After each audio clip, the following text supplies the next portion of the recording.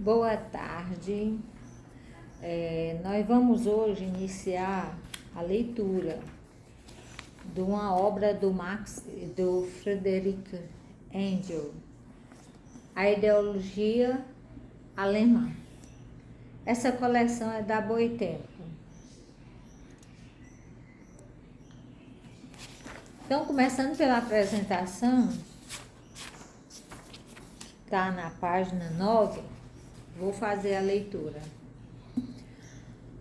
A busca do conhecimento e da verdade pelo pensamento humano partiu sempre da dicotomia entre sujeito e objeto.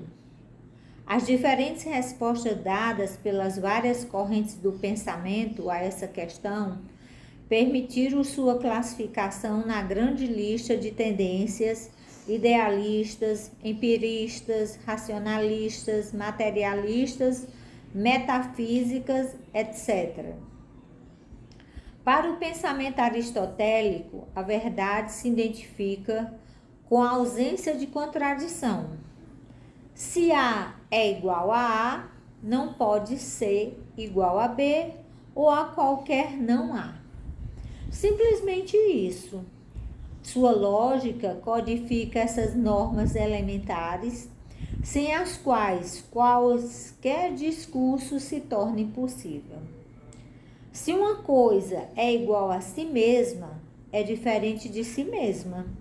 Se ela é igual a si mesma e igual a outra coisa, trata-se de uma contradição, indicação insofismável de uma falsidade.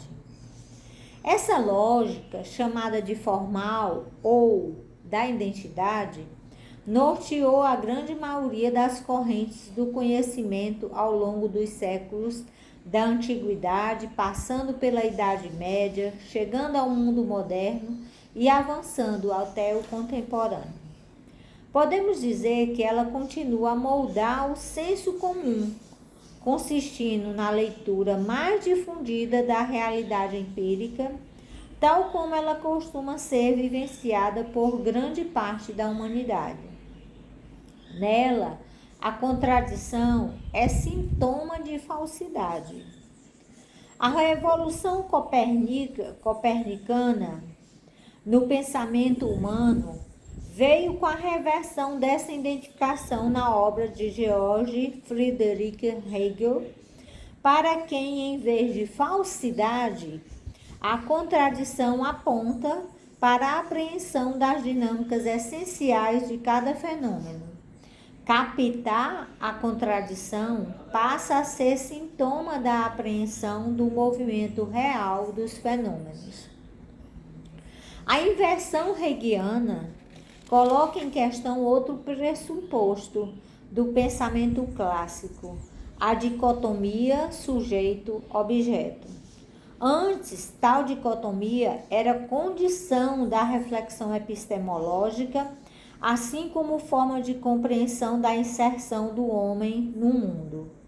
Do cogito cartesiano e ao eu transcendental kantiano, a diferenciação sujeito-objeto habitou com diferentes roupagens todos os sistemas filosóficos pré-hegelianos. O pensamento de Hegel atinge justamente o que era assumido como um dado da realidade, a separação, contraposição, ou reencontro entre o sujeito e o objeto. Ele descarta a validade de interrogações tais como: se o objeto pode ser apreendido pelo sujeito, ou em que medida este é determinado ou determina a existência daquele. Em sua perspectiva, a primeira e maior das questões para o conhecimento do mundo, mas também para a compreensão do estar do homem no mundo, passa a ser a busca das razões pelas quais sujeito e o objeto aparecem diferenciados e contrapostos Redefinem-se assim os termos subjetividade, objetividade, cada um deles, mas sobretudo a relação entre eles. Hegel marca também uma diferenciação com o nascente pensamento sociológico, que busca trilhas pelo caminho aberto pelas ciências biológicas e absolutiza a identificação da verdade com o máximo distanciamento entre sujeito e objeto, expresso paradigmaticamente na obra de Augusto Comte, Émile Durkheim. Para estes, a garantia da veracidade do conhecimento está na medida do afastamento entre sujeito e objeto, consideração dos fenômenos sociais como coisas, a ponto da identificação incorporada à linguagem corrente, de objetividade como verdade, no sentido de conhecimento isento universal. As dimensões subjetivas, por sua vez, passam a ser assimiladas a um falseamento do conhecimento verdadeiro dos objetos. As novidades radicais da dialética hegeliana vão em duas direções. A primeira, a do questionamento dessa concepção de objetividade. Para Hegel, o desafio maior é explicar o que costuma ser aceito como dado, porque o mundo nos aparece como uma grande cisão entre sujeito e objeto, porque o mundo nos aparece como alheio.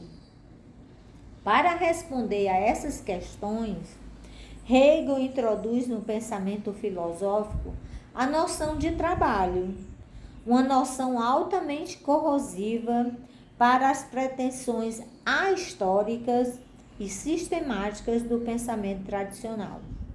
O conceito de trabalho, posteriormente redefinido por Marx em termos históricos e materiais, permite rearticular a relação entre sujeito e objeto mediante a versão de que os homens produzem a realidade inconscientemente. A versão de que os homens produzem a realidade inconscientemente, eles fazem, mas não sabem. Na fórmula sintética de Marx, no prefácio da obra O Capital, em que não se reconhecem, introduz-se assim, junto com o conceito de trabalho, o de alienação. Esse conceito diferencia radicalmente o pensamento dialético de outros enfoques, permitindo redefinir as relações entre sujeito e objeto, entre subjetividade e objetividade. O mundo é criado pelos homens, embora não de forma consciente, o que permite explicar tanto a relação intrínseca entre eles, quanto o estranhamento do homem em relação ao mundo e a distância deste em relação ao homem. Hegel reivindica o conceito de contradição, não como sintoma de falsidade, mas como motor do movimento do real. O exemplo da dialética do senhor e do escravo é utilizado como uma forma mais clara da relação de interdependência das determinações aparentemente opostas, mas que estão incluídas uma na outra. Apreender a contradição da sua relação é apreender a essência de cada polo e o sentido de sua relação mútua. Após um período em que oscilou em torno da polarização herdada da filosofia política clássica e de Hegel entre sociedade civil e Estado, ora valorizando um polo em detrimento do outro, ora refazendo o caminho oposto, Marx rompe com essa visão para fazer o que denomina anatomia da sociedade civil. A abordagem da ideologia é um passo essencial nessa anatomia, porque remete o conhecimento desta às condições materiais de existência em que se assenta. A Alemanha tornou-se objeto privilegiado dessa reflexão, pelo peso que tiveram os vários sistemas de ideias no seu desenvolvimento. O acerto de Marx e Engels, com sua herança filosófica, conclui em A Ideologia Alemã um longo caminho iniciado com os primeiros textos de Marx e se dá ao mesmo tempo do amadurecimento de uma teoria alternativa. Tal teoria ela vai ganhar corpo especialmente a partir dos manuscritos econômico-filosóficos de Marx, quando se torna claro que o recurso à dialética hegeliana significa uma negação, uma incorporação e uma superação dessa herança na direção da teoria materialista da história. O roteiro de Ideologia Alemã retoma a trajetória de Hegel, mas se vale de instrumentos distintos e desemboca em caminhos muito diferentes. Para Hegel, é necessário começar pela crítica das ilusões do conhecimento, o que Marx e Engels passaram a cunhar como ideologia. Hegel aponta duas dessas ilusões: tomar as coisas pela sua forma de aparição e relegar o real para um mundo completamente separado das suas aparências. Esses níveis de apreensão da realidade correspondem a níveis efetivamente existentes do real, porém segmentados, separados um dos outros e, sobretudo, do significado que engloba a ambos. O mundo que nos aparece sob a dicotomia entre sujeito e objeto, entre subjetividade e objetividade, tem de ser desvendado em suas raízes, para compreendermos o porquê dessa cisão. Enquanto as ilusões mencionadas optam por um dos dois polos e os absolutizam, a apreensão da verdade, do real, consiste justamente na explicação da forma pela qual o real se desdobra em sujeito e objeto. Para Hegel, há dois movimentos. O primeiro, em que o mundo perde sua unidade, cinde-se, duplica-se, produzindo a dicotomia entre o mundo sensível e o mundo suprassensível. Surgem o estranhamento, a alienação, a consciência que não se reconhece no mundo e o mundo como realidade alheia à consciência. De um lado, a consciência pura, de outro, ao alienar-se, a consciência convertida em objeto de si mesma, contemplada, mas não reconhecida. É como se a consciência olhasse para o mundo tal qual estivesse olhando pela janela e não olhando para si mesma no espelho do mundo. O segundo movimento trata da passagem da consciência em si à consciência para si, com o real retomando sua unidade perdida, reabsorvendo os dois polos em uma unidade superior, eliminando a cisão do mundo. O caminho da razão é, portanto, o caminho do reconhecimento da cisão e de suas raízes. Em seguida, de sua superação e do restabelecimento de sua unidade. Afirma-se assim, pela primeira vez na história da filosofia, que o mundo é produto do trabalho humano, como realidade histórica construída coletivamente pelos homens. Também pela primeira vez afirma-se na filosofia que o homem é um ser histórico, o que é dado por sua capacidade de trabalho. O ajuste de contas de Marx e Engels começa pelo principal dos pensadores hegelianos de esquerda, aqueles que mais os havia influenciado, Feuerbach. Esse autor também se propôs a fazer a crítica do idealismo de Hegel. Seu ponto de partida é o das ilusões, mas o das ilusões psicológicas, como chave para decifrar a expressão mais típica da alienação, a religiosa. Para Feuerbach, a capacidade de abstração está na origem da alienação religiosa, em que o homem projetaria suas características elevadas ao infinito em um ser externo ao homem.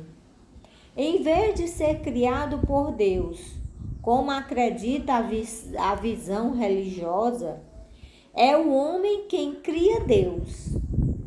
De criação se torna criador. O homem é o Deus do homem, conclui. Porém, Feuerbach não incorpora a categoria do trabalho e assim a superação das ilusões se reduz a um processo de desmistificação, retomando a forma mais clássica de idealismo, o da primazia da consciência sobre a realidade. O sujeito volta a ocupar o lugar essencial como processo de desalienação. O processo de inversão da alienação religiosa orienta a concepção de Marx sobre a alienação ainda nos manuscritos econômico-filosóficos, mas em A Ideologia Alemã, o caráter materialista da crítica à alienação surge como ponto de não retorno do pensamento marxista. Nos manuscritos, o foco é colocado na economia política e a alienação aponta para seu fundamento na categoria de trabalho. A produção de riqueza representa para o operário a transferência de valor para a mercadoria e seu empobrecimento como trabalhador. A depreciação do mundo dos homens aumenta em razão direta da valorização do mundo das coisas. O trabalho produz ao mesmo tempo mercadorias e o operário enquanto mercadoria. O resultado do trabalho se enfrenta com seu produtor, com um objeto alheio, estranho. Está dado o mecanismo essencial de explicação da alienação. Como produtor, o operário não se sente sujeito, mas objeto do seu objeto. A atividade de produção é a fonte da alienação e não mais um processo de ilusão psicológica ou intelectual. Somente em A Ideologia Alemã, portanto, esses elementos serão articulados para constituir uma teoria explicativa das condições históricas de produção e reprodução da vida dos homens. As ilusões do espírito puro fazem que Marx e Engels dediquem este longo livro a negar a filosofia de Hegel, de que eles mesmos foram depositários. O resultado é uma crítica dos devaneios, das fantasias humanas, das falsas ideias que fazem sobre si mesmo e sobre o mundo. O exercício de método que enunciam, ainda incipientemente, não se limita à desmistificação de ideias equivocadas sobre a realidade, mas se propõe a pesquisar as condições que permitem que essas ideias existam e tenham tanta preponderância. Há um deslocamento do debate do plano das ideias puras para o da realidade concreta em que elas são geradas. Marx e Engels, desde o início de suas carreiras teóricas e políticas, se debruçaram sobre o entendimento de um fenômeno que identificavam como o atraso alemão.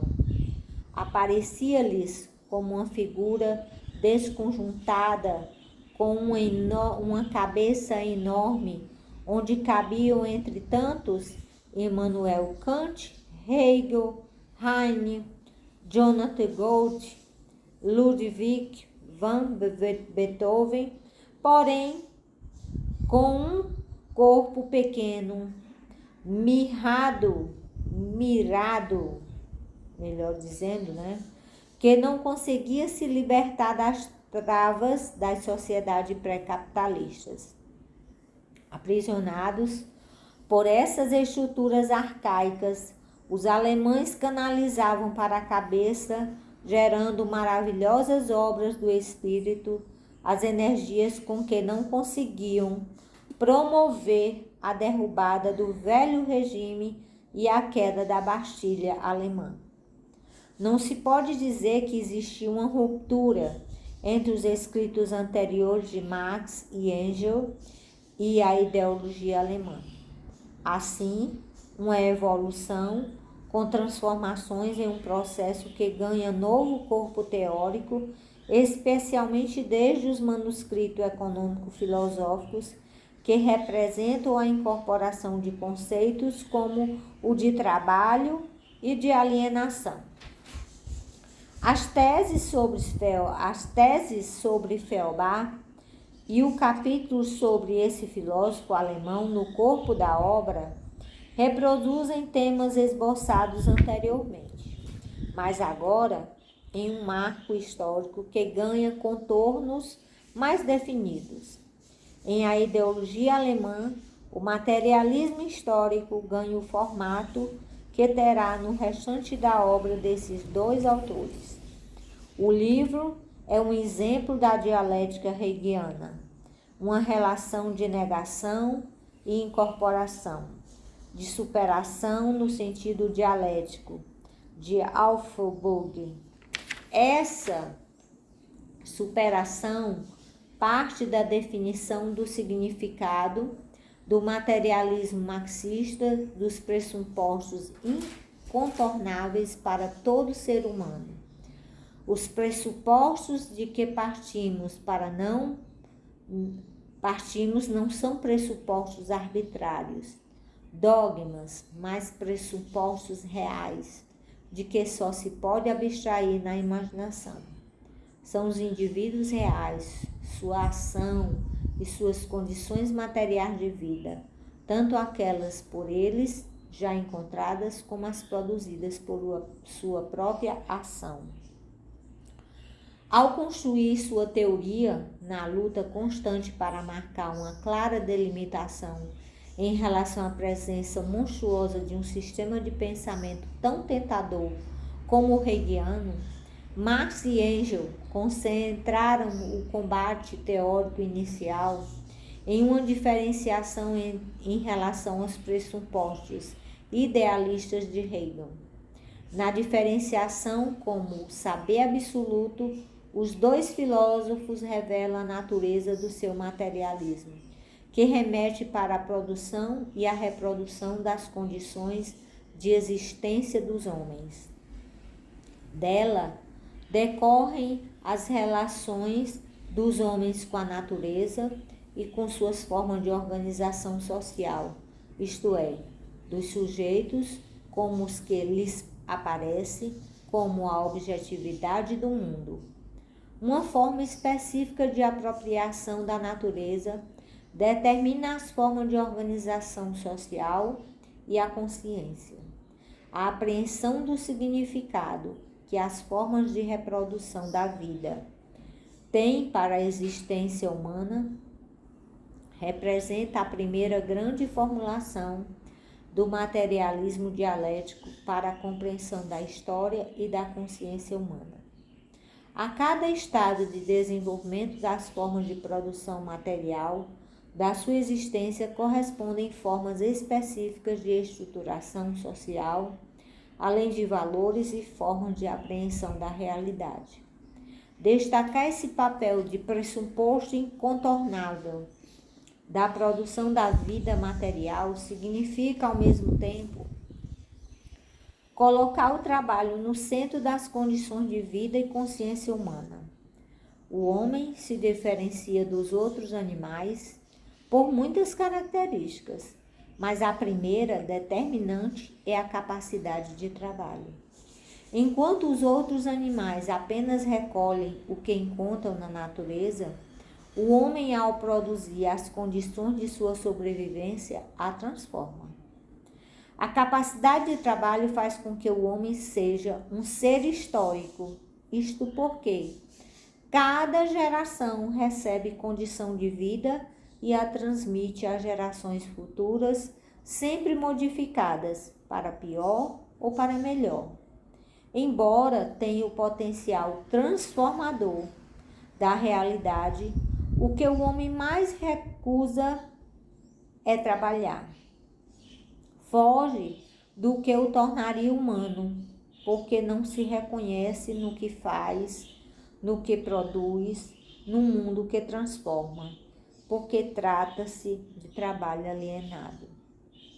Na introdução desta obra, Marx e Engels ridicularizam o essencialismo do idealismo alemão, reivindicado pelos chamados hegelianos de esquerda, com base na contraposição entre a lei da gravidade e o reino dos sonhos em que eles descansam.